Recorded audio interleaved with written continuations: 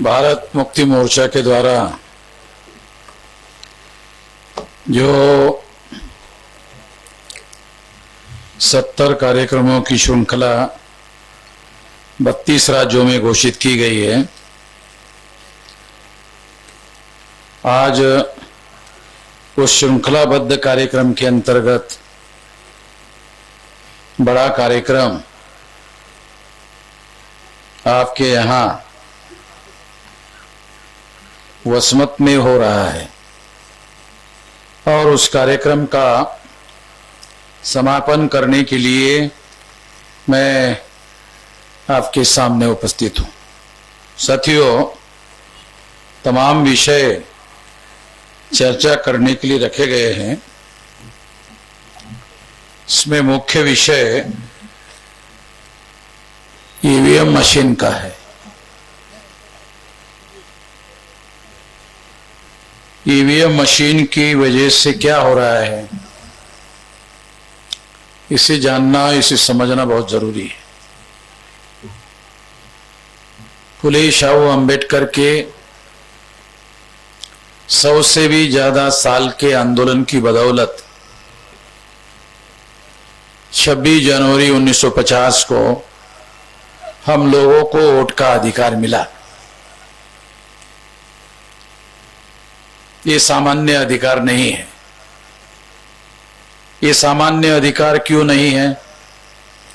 क्योंकि वोट के अधिकार की वजह से इस देश में हम लोग शासन करती जमात बन सकते हैं। कितने हमारे पढ़े लिखे लोगों को ये बात समझ में आती है? कितने अनपढ़ लोगों को ये बात समझ में आती है? जब पढ़े लिखे लोगों को ये बात समझ में नहीं आती है तो अनपढ़ लोगों को कहां से समझ में आएगी? पढ़े लिखे लोगों की जिम्मेदारी है कि वो अनपढ़ लोगों को इस बात को समझाने का काम करे।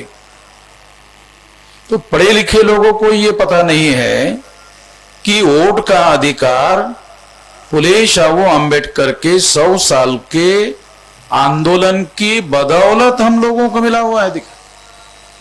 ये उस आंदोलन का निचोड़ है।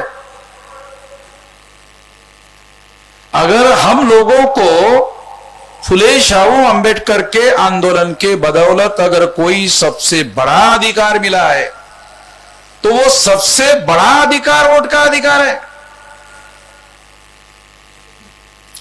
और सबसे बड़ा वोट का अधिकार जो मिला है वो हमारे लोगों से चुनाव के दौरान खरीदा जाता है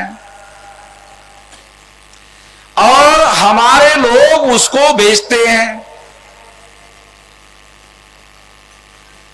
जो लोग खरीदते हैं इस देश में, कौन लोग खरीदते हैं? ब्राह्मणों की संख्या इस देश में 3.5% है। महाराष्ट्र में 1.5 या 2% है। ऑल इंडिया में 3.5% है। 3.5% वोट जिन लोगों के पास है, अगर वो व्यक्ति ग्राम पंचायत का चुनाव लड़ता है तो वो ग्राम पंचायत का सदस्य भी चुनकर नहीं आ सकता। अगर वो ग्राम पंचायत का सदस्य भी चुनकर नहीं आ सकता तो पंचायत का सरपंच भी नहीं बन सकता। जो पंचायत का, ग्राम पंचायत का सरपंच नहीं बन सकता, वो देश की सत्ता का, भारत का प्रधानमंत्री बनवा रहे हैं। नरेंद्र मोदी भारतीय जनता पार्टी के द्वारा बनाया गया प्रधानमंत्री है। भारतीय जनता पार्टी आरएसएस के द्वारा बनाई हुई पार्टी है। आरएसएस ब्राह्मणों के द्वारा बनाया हुआ संगठन है। ब्राह्मणों की संख्या 3.5% है। तो 3.5% ब्राह्मणों ने नरेंद्र मोदी को प्रधानमंत्री बनाया। नरेंद्र मोदी प्रधानमंत्री नहीं बना। नरेंद्र मोदी बीजेपी के द्वारा, जो आरएसएस के ब्राह्मणों के द्वारा बनाई हुई 3.5% की पार्टी है, उन्होंने नरेंद्र मोदी को प्रधानमंत्री बनाया। इसका मतलब यह है कि Narendra Modi is not a real prime minister of India, he is a nominated prime minister. Narendra Modi nominated prime minister है। नॉमिनेटेड अंग्रेजी शब्द है। इसका अर्थ यह है कि ये ब्राह्मणों ने पार्टी बनाई, भाजपा पार्टी चलाते हैं बीजेपी के ब्राह्मण, आरएसएस के ब्राह्मण। वो 3.5% ब्राह्मणों ने नरेंद्र मोदी को प्रधानमंत्री पद का कैंडिडेट, प्रधानमंत्री बाद में बनाया, पहले उसको प्रधानमंत्री पद का कैंडिडेट नॉमिनेट किया।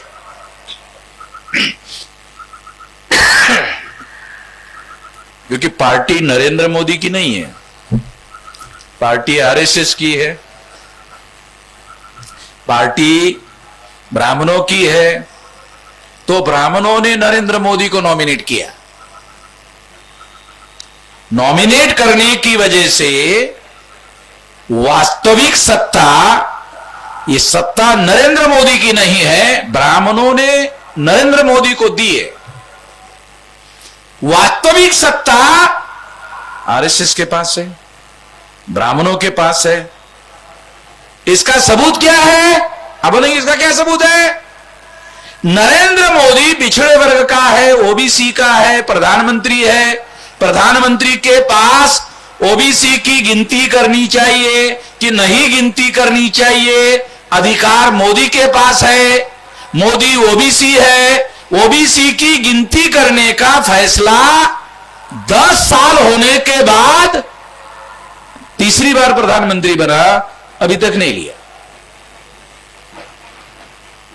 इससे सिद्ध होता है कि नरेंद्र मोदी के पास वास्तविक पावर नहीं है, नॉमिनेटेड पावर है, ब्राह्मणों के द्वारा दिया हुआ पावर है। अगर ब्राह्मणों के द्वारा दिया हुआ पावर है तो ब्राह्मण उसको निकाल भी सकते हैं। पार्टी ब्राह्मणों की है, इसलिए नरेंद्र मोदी ओबीसी की जाति आधारित गिनती करने का फैसला आज तक नहीं कर पाए। ये इस बात का सबूत है कि पावर ब्राह्मणों के पास है, मोदी के पास नहीं है। इस तरह से नरेंद्र मोदी ब्राह्मणों का नॉमिनेटेड प्राइम मिनिस्टर है, ब्राह्मणों के द्वारा चुना हुआ। वाईट शब्द जर समजा वापरायचा झाला, वाईट ऐकायला बरं वाटत नाही, बामणाचा ठेवलेला प्रधानमंत्री। आता जास्त जर तुम्हाला समजावून सांगायचं झालं तर एक माणूस लग्न करतो, लोक म्हणतात ही लग्नाची त्याची कायदेशीर बायको आहे। अरे मग तो माणूस विचारतो, अहो साहेब हे दुसरी कोण आहे? ठेवलेली म्हणतात की नाही गावात, गावात लोक म्हणतात की नाही काय ठेवलेली, नरेंद्र मोदी असं ठेवलेलं आहे। मग काही लोकांना काय वाटते, वामन मेश्राम बेकायदेशीर बोलून 10 वर्षापासून बोलून राहिलो, अजूनही नरेंद्र मोदींनी माझ्यावर केस केली नाही। कारण त्यांनी केस केली की मी कोर्टातच सांगतो, त्यामुळे त्यांनी माझ्यावर केसच केली नाही आणि मी जेलमध्ये जायला तयार आहे। त्याचे माझ्या कारण मी गुजरातमध्ये जेलमध्ये जाऊन आलोय, मोदीच्या गुजरातमध्ये जेलमध्ये जाऊन आलो, त्यामुळे जेलमध्ये गेल्यानं काहीच नुकसान होत नाही। आमच्या लोकांना पोलीसचे लोक म्हणतात जेल में भेज दूंगा, पण मी जाऊनच आलो,